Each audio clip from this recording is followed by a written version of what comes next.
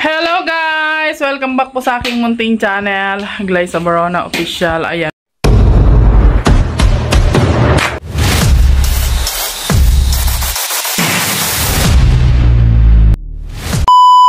For today's vlog guys ay magluluto tayo ng almusal. Ayan, magluluto tayo ng saging na pinakro. Ayan.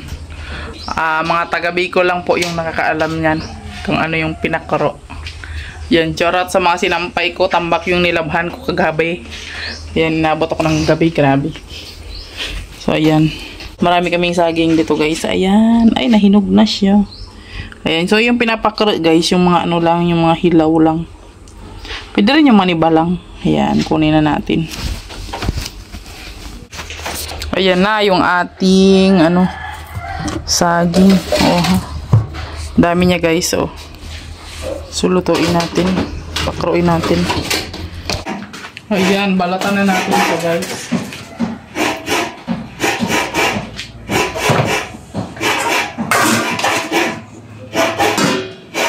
Ito ilagay. Hinog na yung iba, guys.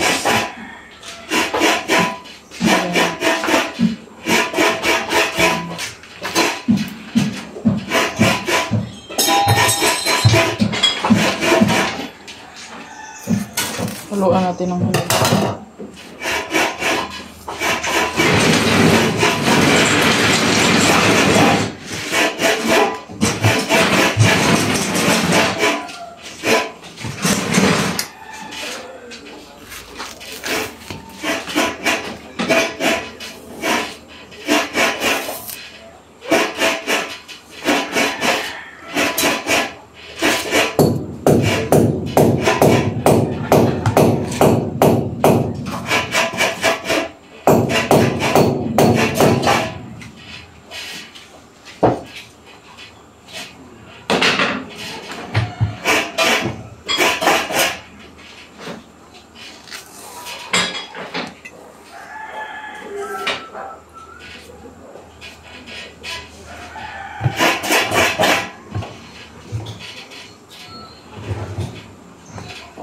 Yung iba sobrang hinog na siya.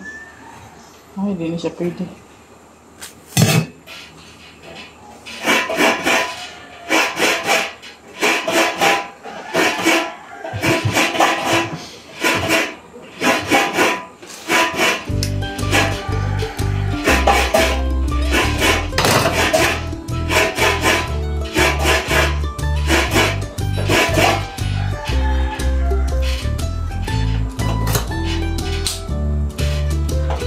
Meron pa ako natirang pera. Hindi na pa kita bibigyan ngayon. Bakit kala mo bibigyan kita ng pera? Huwag ka talagang mag-expect. Very good yan. Maganda yung naiisip mo na yan.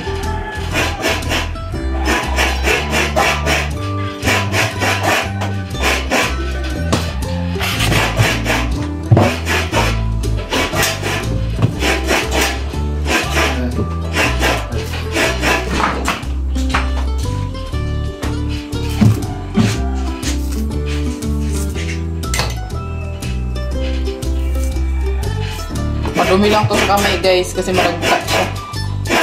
Kaya pagkatapos natin balatan, siyempre hugasan natin.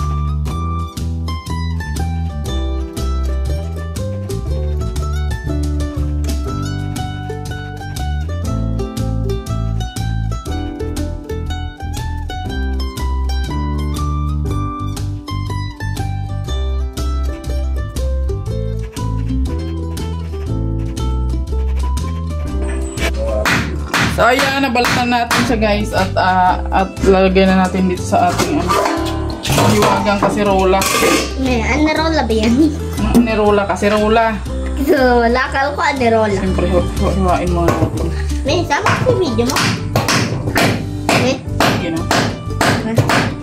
Sakit to. Pagkaw. Agad. Nanin. I-chop natin yan. Maglagay din tayo ng masarap yan. Maglagay din tayo ng sauce. Sauce. Sok na naman ng sauce. May. Tutuin mo yan ah. Para masarap. Huwag ito saging. Hindi man yan hinog. Ay, hilaw yan? Gagawa tayo ng Pakro. pakro. Ano ito? Pakro. Pakro. Ano na pakro? Saging na ginataan. O yan, pakro na sa ginakain na ginataan. O yun pa.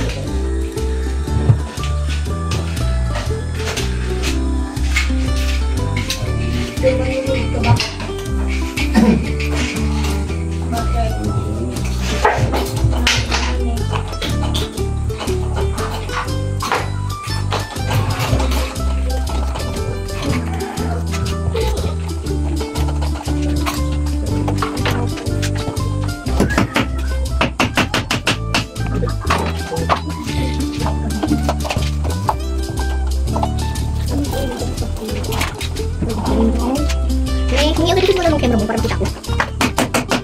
Hindi kita. Nuluto lang ng kita. Nuluto lang. Okay naman. Nuluto lang ng kita ko. Okay lang. Okay. Okay.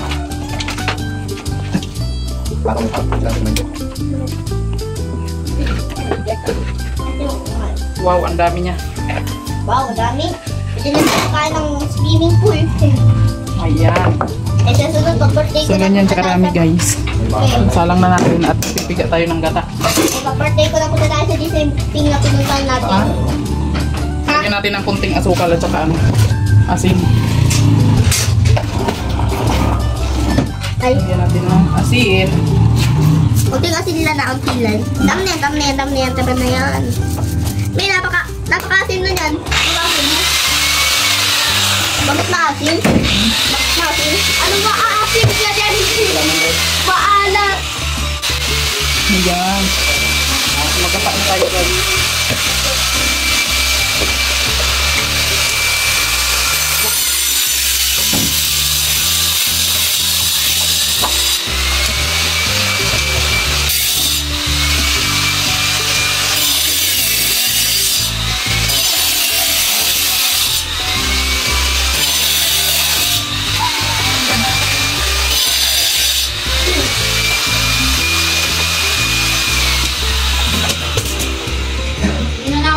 Ayan, sindihan na natin guys. Siyempre mahina lang ang apoy. Ayan, natakpan natin. At hintayin na lang natin yung maluto. Ayan, tingnan natin kung luto na siya. Ay, luto na siya guys. Ayan. Wala siyang sabaw. Wow. Ayan na. Ang ating pinakura. Yung iba magluto nito guys, may sabaw. Kapag luto ako nito, ayoko na may sabaw. Gusto ko pure lang yung gata niya. Yan. Kakain na tayo.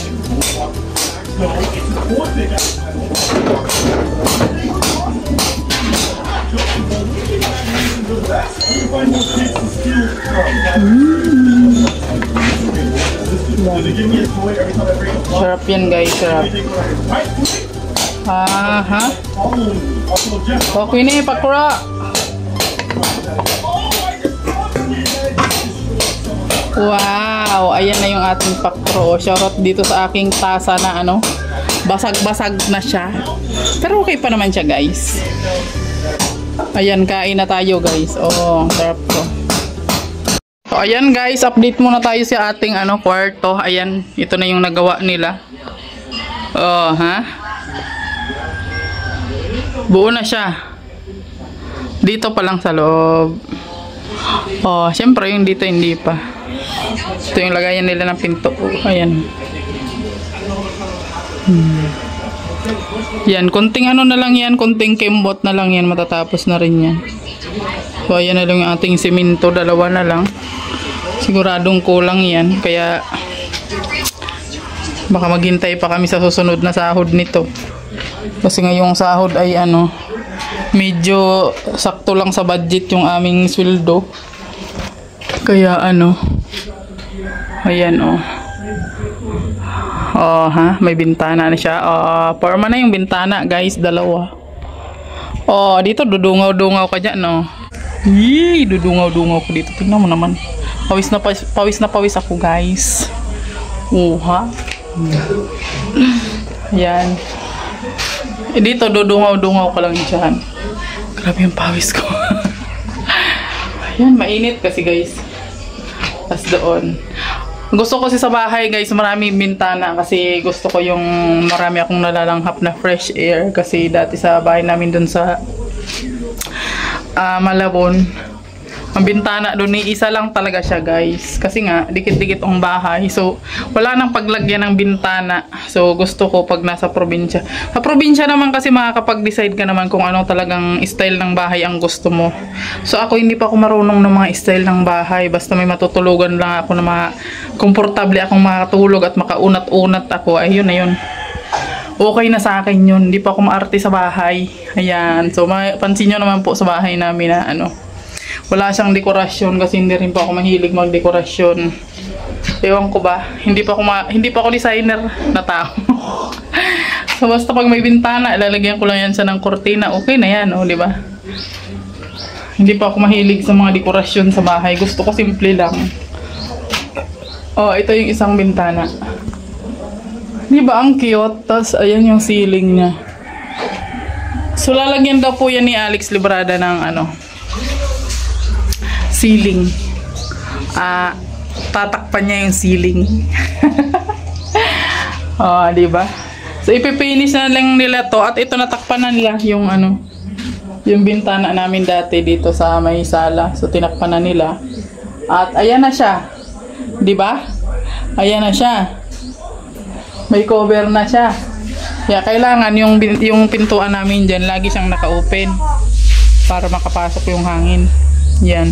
So dito naman kasi guys, sa probinsya kasi, feels mo naman yung ano, yung hangin na sariwa kasi puro puno naman ang makikita mo pagtingin mo sa bintana, pagdungong mo dito sa bintana, puro puno ang makikita mo, di ba? Unlike kung nasa Maynila kayo, ang una nyong makikita guys, kapitbahay na nagmamaritisan. Yan yung unang-unang mabungad sa inyo pag nasa ano kayo, nasa mga Maynila, ganyan, ayan. Ganun kasi sa amin guys, experience ko yan kasi nung security pa kami noon ni Alex Librada, yan. Halos hindi na natutulog ang mga person doon. Magdamagan silang nagmamaritisan. Minsan may nagiinuman pa sa harapan ng bahay do. Hindi ka makakatulog ng maayos. So at least pag nandito ka sa probinsya, feel mo na yung ano, yung sariwang hangin, makakatulog ka pa, marirefresh pa yung utak mo, di ba? So ayun po yung trivia dito sa probinsya. Kaya masarap talagang tumira sa probinsya. Kaya halina kayo guys, magtayo na kayo ng bahay sa probinsya. Sa probinsya na tayo guys, magtira. Grabe ang pawis ko. Diyos ko, naliligo ako sa pawis ngayon. Nagluto po kasi ako guys, ayan, ng saging na ginataan. Ayun. Paborito ko yun guys. Dito sa probinsya, maganda dito kasi ano, magtanim-tanim ka lang dyan sa paligid, may aanihin ka na kagaya niyan. Maraming tanim sa Alex Librada, marami kaming inaani, di ba? So itong ampalaya niya ay inano na, namatay na siya. Binunot niya na kasi papalitan niya na ulit ng bagong tanim. O di ba, ang galing. So mga susunod na araw niyan guys, may ma-harvest na naman tayo dyan. So ayun lang guys, ito muna yung update natin sa ating kwarto. Sa paggawa ng kwarto kasi sa Alex Librada, lalayas na naman yan. So kahapon nagawa sila dito. Ayan. Ito yung nagawa nila. Ayan. O di ba, natakpan na siya, nabuo na siya kahapon. At ngayon, ito sigurong gagawin ni Manoy. So kulang na kasi yung simento natin. Kailangan di yan manigas kasi masasayang yan. So ayan, hanggang dito na lang. Ayan, hanggang dito na lang muna ang ating vlog for today sa aming bahay. Ayan, maraming salamat po sa mga patuloy na sumusuporta, sa mga hindi po nag-i-skip ng ads. So maraming salamat po.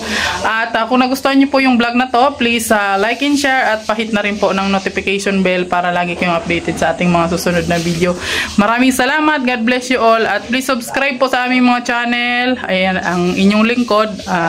Glyza Barona Official, Alex and King, Alex Librada Vlog, Rowell of Malalag, Rachel Morales Vlog, Galingap Victor, Marios Vlog, ayan, Justin Aguirre, Kuya Regan, Alpi TV Vlog, Jan Rivera, Kalingap Awi, ayan, Kalingap Angeli, ayan, at syempre wag po natin kalimutang suportahan Kuya Val Santos Matubang, syempre Kalingap Rab, ayan, maraming salamat po, God bless you all at bye bye na po.